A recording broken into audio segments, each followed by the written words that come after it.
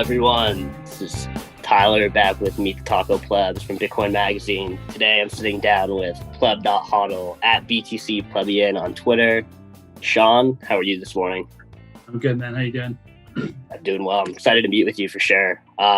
Just start right off. What's your Bitcoin rabbit hole story? Try to make that a long story short. I guess you could say I was pretty fiat pilled. So I went to university. I studied political science, economics. I left there very much like hopeful about the idea of, something like enlightened governance. I thought something like proper management of the economic system to some extent was possible. And obviously at this point, it sounds unbelievably foolish. But, I was young and dumb and believed every bit of it. And so I was fiat pilled until probably somewhere around 2015 or so. Then I started hearing about, I'd heard about Bitcoin before that.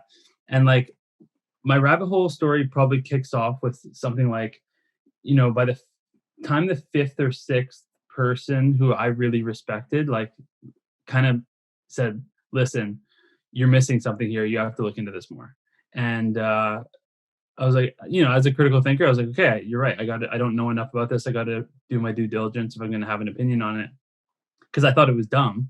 And then, that was just like, as soon as I started reading about it, it was just, I didn't stop for probably a year. But after a few months, I was like, okay, I was just dead wrong. And, obviously, as it does, it changed my worldview completely about just about everything.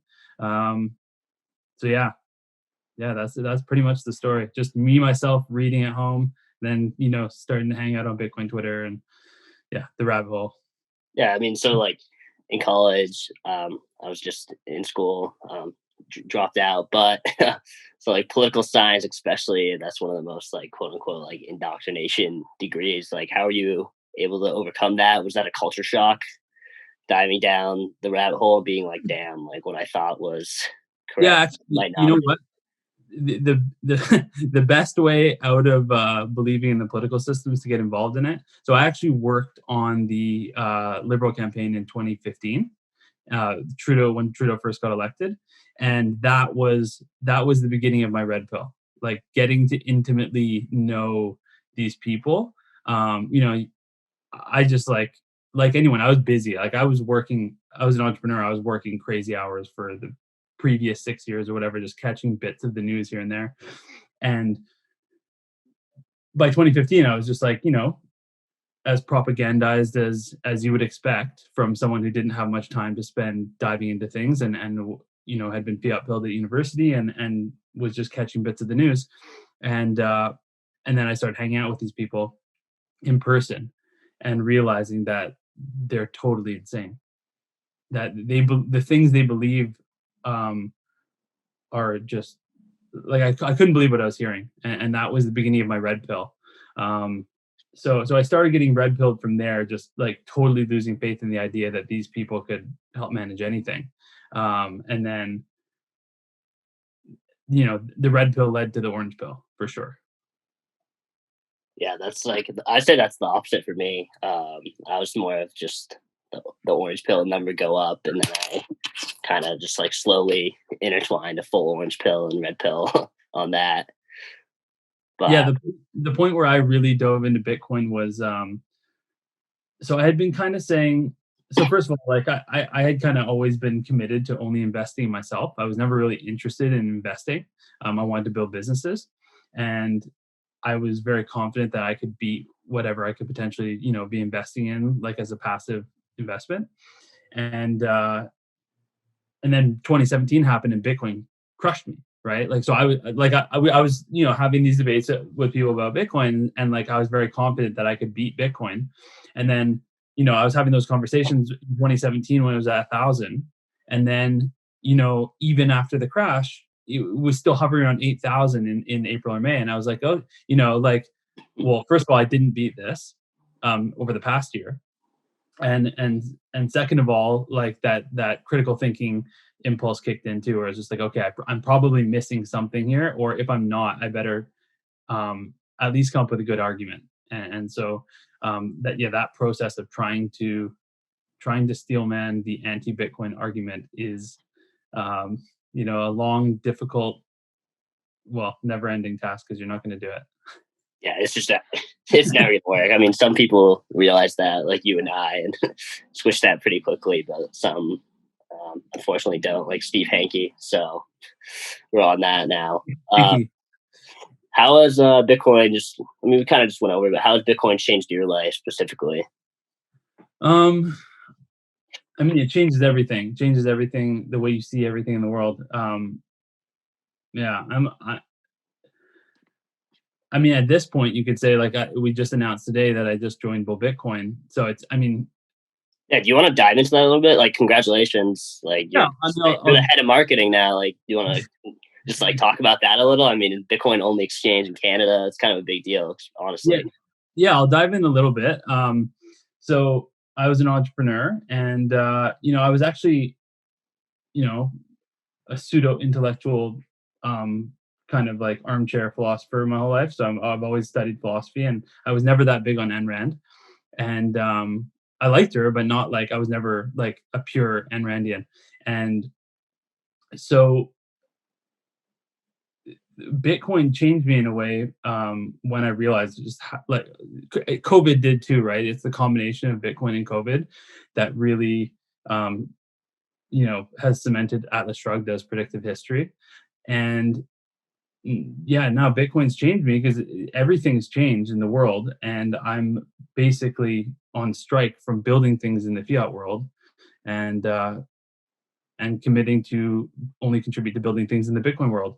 And that's the announcement we made today. I've kind of abandoned my post, growing my businesses, and I'm totally committed to Bitcoin until we fix this shit.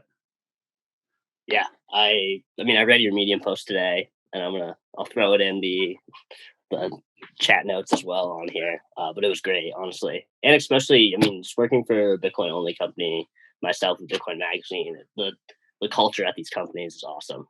Yeah. Well, you can't go back. That's not, I mean, that's a big part of it. I'm very fortunate. My business, like everyone on our staff is really cool. Like most of them have been with us for a very long time. Two of our employees have been with us since we opened 7 years ago. And yeah, so I don't have any problems so far in the regular world, but like I can't hang out with normies. I just straight up can't do it. And so I was in the process at the beginning of COVID of opening a much bigger spa downtown Toronto, and that all fell apart. Obviously, I'm not doing that anymore. But I was going to have a staff of 50 people, and there was inevitably. I live in the woke capital of the world. The west side of Toronto is just a crazy place, and there inevitably would have been some friction in who I authentically am and some of those staff members. So I don't think it's really possible for me to pursue that anymore. And I definitely could never work a job in normie world. Like there's just no way I could get through the day, between like, mask mandates and vaccine pressure and like all that crap. Like it would never work. Working in Bitcoin is like, as far as I'm concerned, the only option from a practical perspective. It's the only thing I'm interested in. And it's the only thing, like I said in the Medium post, that's worthy of my time. Yeah, I mean, it's a long term play as well. Bitcoin's going to be here until we both pass away. And it's a self-interested play, right? If you hodl, then like you want to contribute to the project, and contributing to businesses in the industry that are building infrastructure and making it easier for people to acquire and hold Bitcoin. It's there's a self-interest component there as well. I mean, exactly. And like Bull Bitcoin, where you're working and the infrastructure you're building out is, I mean, like it's already pretty great. I'm sure you and Francis and the whole team is just thinking Yeah, worldly as it, well. it's pretty cool seeing behind the scenes at that company, man. Like I was telling you before the show, from the outside, kind of in the 6 months, say before I joined, I was kind of wondering if Francis was borderline ready to retire, kind of step away, start a family. He'd built his stuff that he wanted to build. He contributed. He was, content with what he had done in the Bitcoin world. And I can tell you after joining, that's not what's going on at all. There's insane stuff being built behind the scenes there. I'm unbelievably excited to be part of it. It's like the best part has just been being able to go to staff meetings, like hearing about everything that's coming ahead of time is really cool. Yeah, and I mean, Francis is fully dedicated to the cause. Like, not it's not just his Twitter persona. I mean, I met both him and you at Bitcoin 2021, and that was pretty Yeah. eye opening. Just meeting him, fully authentic man. I was saying in my Medium post, the coolest thing is like that company is not LARPing as cypherpunks. Like if there's anything that could be done or needs to be done, they start writing code. That's how they operate, like 100%. Yeah, they're just like it's just like a team of actual doers, honestly. Yeah, it's so cool. So, what's the most amazing thing about Bitcoin to you? It can be multiple things, just be one. Um, I think the most amazing thing about Bitcoin is its capacity to change people, like its psychedelic nature. Like taking the term orange pill literally, I've come to see Bitcoin as primarily a psychedelic drug that changes the way you see everything in the world. And I think John Vallis's podcast is the most important podcast in the space for that reason. I think he dives deeper into that topic than anyone else. And I think it's extremely important because it's changing people in such fundamental ways. If we want to understand where the world's going, we need to understand how it changes people because ultimately everybody's getting orange pilled. That's what's coming. And so it's important that we figure out what does that mean for the culture, for the average person, for everything. Yeah, no, I mean, I completely agree. It just alters everyone's worldview that hops in, um, Yeah. whether they start to realize it or not, or when. Do you think? I mean, I'm personally like of this belief a little bit. Just the last like, I mean, I've only been it for a couple of years, but just realizing like, do you think is Bitcoin a cult? Yeah, definitely. That's how I feel about it. I mean, I feel like I'm in a cult. I feel like we're right. I don't know. I don't know what else to say about it. It feels like a religion. It feels like a cult, but it feels like it feels true. So I don't know what to say. People criticize that, or that I don't know what to say. It doesn't seem like it seems neither like a badge of honor nor like a criticism. It just seems correct to me. Like Bitcoin's the truth, and it enforces the truth, and it will judge you harshly, and it will reward you, and it seems a fucking lot like a religion, and that's cool with me. Yeah, I mean, I initially took that as an insult, and then I looked into it a little more, and like the John Vallis kind of psychedelic alterings. I was like, yeah, like it's a cult, but it's okay because I just think we're right. Yeah, And exactly. maybe I'm like the classic toxic maximalist, and you are as well, like on Twitter. But like, I don't really give a shit. To be Yeah. honest. I guess like along with that, like, what are you most looking forward to in the Bitcoin space? I mean, I feel like I'm going crazy right now. Like being through. First of all, there's so much to do at Bull Bitcoin for marketing front. They've never done anything, so it's like, and that's awesome because it's another thing I was kind of laying out in the Medium piece is that the most important thing to marketing is to actually have an authentically like great business, to actually have a great product or service, and they have that. So my job's easy. Like you can't market a shitty project. There's nothing you can do. So I feel like I'm just kind of going a million miles an hour right now, and I'm just unbelievably excited to finally have. We've all been just hanging out and shit posting on Twitter for 3 years. That's where I've been, and I've been wanting a productive outlet for that energy, right? And now I have it. So I'm just excited to start contributing in a more meaningful kind of direct way.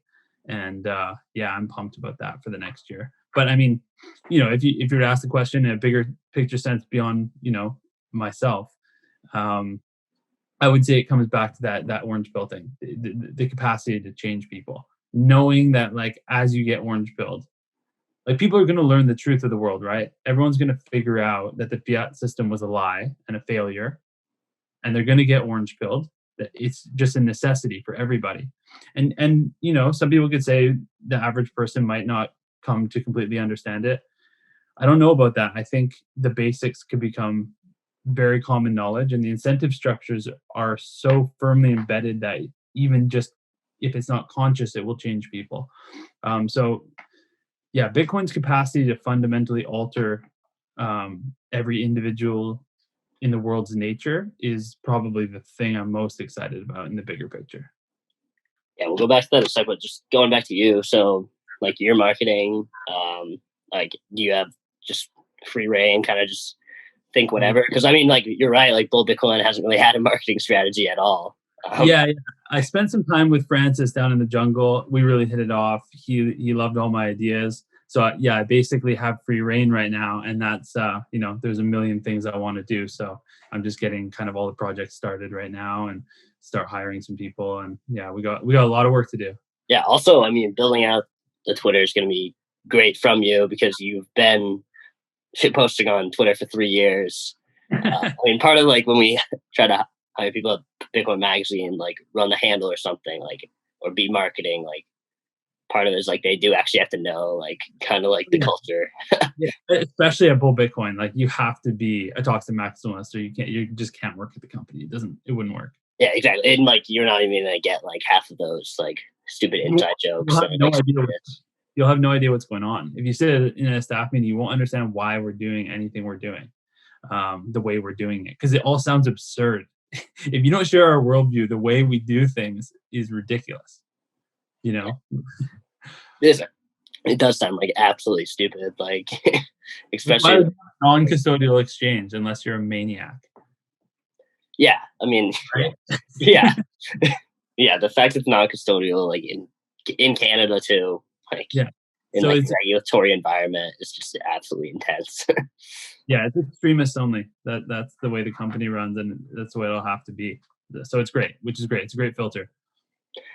Plus, people, if you're in a meeting and like I just tell my coworker to have fun staying poor because they said something bearish, like they're gonna be like, "What the fuck?" Right. Well, yeah, that's what I was saying earlier about hanging out with normies. Like I can't not be like that because that's who I am. So this is the only place I feel welcome as myself. So that's where I got to be. Yeah, and exactly. Like, I mean, I met you in Miami and we had a good time, like hang out with people, and like that was like my first time just in Miami hanging out with Bitcoiners. Besides, like one up here in Vermont. That's it. Yeah, man. Meeting you guys at the beefsteak was kind of a light bulb moment for me, where I realized it was like, for some reason, it's totally not a thing on Twitter, but that there are other hockey people in Bitcoin. Like you guys are hockey guys, and like I was telling you, I don't know how I missed it in hindsight. Like Dylan, especially, like the fact that he's a hockey guy is so obvious when you look back, but I didn't see it like at first. And yeah, so now like knowing that we actually have like a community of hockey guys kind of in the industry is really fun. We got Foss too. I don't know if you met Greg in person? Yeah, he's quite hilarious. Yeah, that dude is a 100% thoroughbred hockey dad. That's just like totally who he is. Wears his Yeah, Bauer jacket around town. yeah, so that's what you were saying. He said he's wearing like his son's team's like tracksuit. Yeah, yeah. Greg's the man. Yeah, I know. We have a lot of soccer um, community on Twitter, but we need more of a hockey one, honestly. Exactly. Yeah, yeah. So I think we should put together some kind of hockey event, some pond hockey shinny for the winter. Do a little weekend getaway with, maybe 10 of us or something like that. Exactly. Somewhere up in New England, maybe. Like, Yeah, I'm down with Vermont. I'm yeah, down with Vermont. exactly. So, Vermont would be ideal. yeah, I'm in. I guess like, what is do you have a price prediction for the end of 2021? Oh man. I That's mean, tough. I know the price just kind of popped off last night. Okay, so let's Nice. clarify the question. Do you mean a high by the end of 2021, or what's the price going to be on January 1st? What's the price going to be on January 1st, 2022?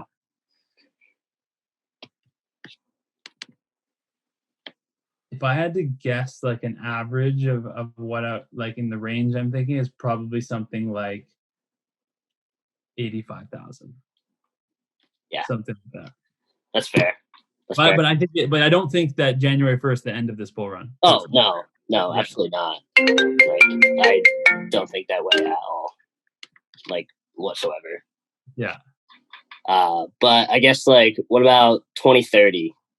What's the nominal price? Or you could do real purchasing power because like 15 million Bitcoin might not mean Yeah, I have to yeah, I only use 2020 purchasing power. I committed to that last year. I'll always use that as a reference because nominal is just ridiculous at this point. We've already lost track, right?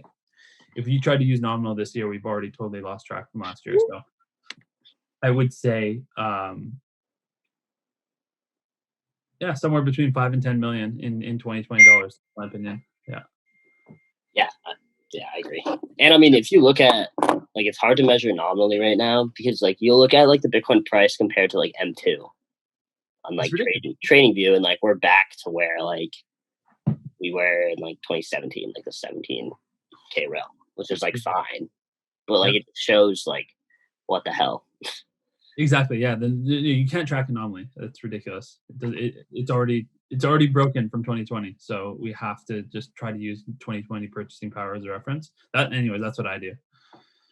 Oh, I have another. I mean, it's kind of like a random question. So, Bank of Canada, Yeah. they like weren't like they were obviously like QE players, like every other central bank, because you have to do to keep up, Yeah. frankly. But this year, their balance sheet has actually just absolutely exploded Yeah. for the first time ever. I mean, Yeah. it's absurd. The balance It's sheet growth. yeah. Yeah. What does the average person in Canada like know that or think No. about that or no? No. I mean, no. People are out of touch, man. It's hard to figure it all out. What people are definitely noticing is that home prices are going up, and it was already like housing affordability was already a chronic problem in Canada. Like a normal house, like two teachers owned in the 1990s, is $4 million now in Vancouver, and like that city is literally what happened. And this isn't an exaggeration. Is that everybody in the city won the lottery?